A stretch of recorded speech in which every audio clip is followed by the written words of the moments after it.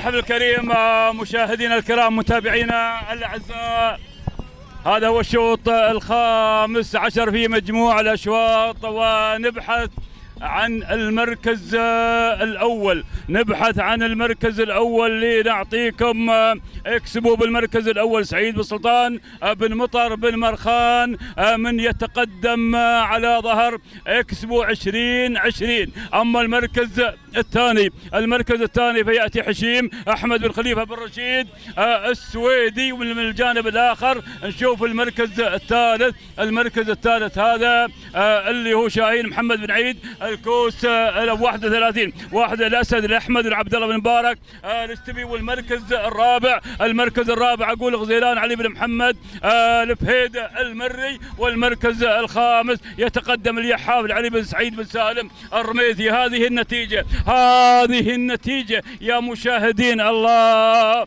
الاسد ومكشر عن انيابه، الاسد يا الاسد واكسبو بن مرخان واسد احمد بن عبد الله بن مبارك الاجتبي. حد بيحل مشكلتهم ولكن اكسبو ما يرضى الا بالمركز الاول. يقوم راس وينتهي راس، يقوم طفر وينتهي طفر. ما هم التحدي، ما همه، هو محافظ على المركز الاول، محافظ على السمعه، محافظ على الناموس. هذا هو اكسبو بن مرخان، راعي السلام، راعي مرغم، راعي الناموس، يتقدم بشعار سعيد بن سلطان بن مطر بن مرخان. نهنيه على الفوز وعلى الناموس. المركز الثاني الاسد احمد عبد الله بن محمد الاستبي. والمركز الثالث